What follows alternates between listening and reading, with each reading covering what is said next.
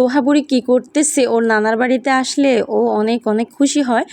ও প্রাকৃতিক পরিবেশ খুবই পছন্দ করে। আসসালামু আলাইকুম এভরিওয়ান, সবাই কেমন আছেন? চলে আসছি তোহাদানা পেজ থেকে নতুন আরেকটি লং ভিডিও নিয়ে। যে বা যেখান থেকে আমার ভিডিওটা দেখছেন সবাইকে অসংখ্য ধন্যবাদ। আর আজকের ভিডিওতে থাকবে, ফুল ভিডিওতে থাকবে আমি বাবার বাড়িতে গেলে আমার বাচ্চাদেরকে কি করতে হয়।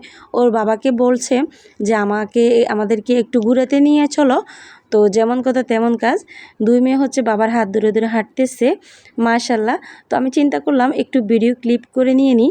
আর দেখেন বাইরের পরিবেশটা কতটা সুন্দর। আর এই জায়গাতে আমি গিয়েছিলাম মূলত ভিডিও করার জন্য। আর অনেকে হয়তো বলবেন যে আপনি না অসুস্থ হলে কীভাবে ভিডিও করেন। আর অনেকে হয়তো এটাও বলতে পারেন যে অসুস্থতা নিয়েও ভিডিও আপলোড করা।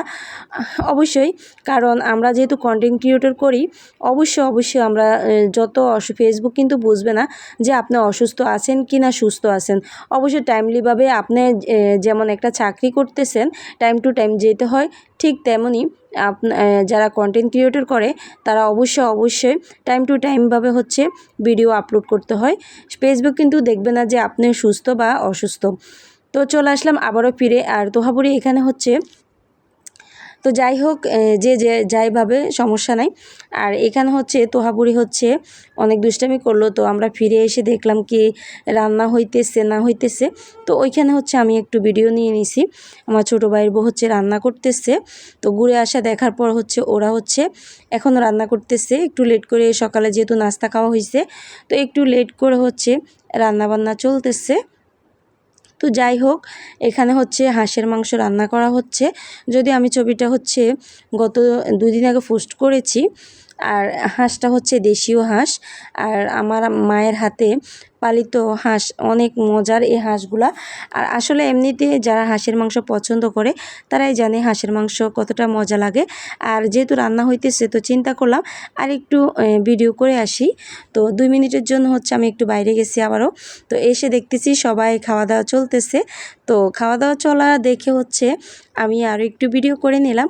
এখানে আমার আপু আছে, আমার দুলাভাই আছে, ভাগ্নি আছে এবং আমার মেয়েরা আছে। আজকে চিন্তা করলাম যেহেতু সবসময় টেবিলে বসে খাওয়া হয়, তো আজকে ভাবলাম একদম রান্নাঘরে বিছান বিছিয়ে অথবা ফ্লোরে বসে খাবো। তো যেমন কথা তেমন কাজ। আর আমি বাড়িতে চলে আসছি আজকে সন্ধ্যা। তো আসার পর অনেকগুলা আম নিয়ে আসলাম। আর এই তো আমার আমগুলা। আর এগুলা একটু মানে একটু ড্যাগা সাইজের বা কচি আম বলে যেটাকে। তো অনেকগুলো আম পাড়া হয়েছে। আর আমগুলা আমরা ছোটোবেলায় একদম চামড়া সহ লবণ মরিচ দিয়ে খেতাম, অনেক মজার ছিল। আর কিছু আম থাকে বেশি, একদম বেশি টক। আর এই আমগুলো মিডিয়াম টক আছে, এত বেশি টক না। তো আমি বাড়িতে আসার পর আমগুলোকে প্যাকেট থেকে বের করে নিলাম। তো এখন এগুলাকে আমি আচার বানাবো। তো সেজন্য ঢেলে নিলাম। আর এগুলো অবশ্যই আমি ধুয়ে নেব, একবার অবশ্যই পরিষ্কার করে নিয়েছি। যাই হোক, পরবর্তীতে বাচ্চারা আরও 2-3টা এনে এখানে রেখে দিয়েছিল, তো অপরিষ্কার ছিল। তো যাই হোক, আমি কিন্তু আবারও এগুলাকে ভালো করে পানি দিয়ে ওয়াশ করে নেব। তারপর আচারের জন্য রেডি করব। আর এখান দিয়ে আমি চিন্তা করতেছি যে যেহেতু আমগুলা সামনে আছে, তো এখন যদি লবণ মরিচ দিয়ে না খাওয়া হয় তাহলে কেমন লাগবে বলেন তো। তো যেমন কথা তেমন কাজ।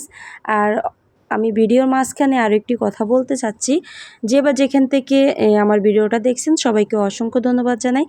আর আমার ভিডিওগুলো যদি আপনাদের কাছে ভালো লেগে থাকে অবশ্যই টাইমলাইনে একটু শেয়ার করে রেখে দিবেন।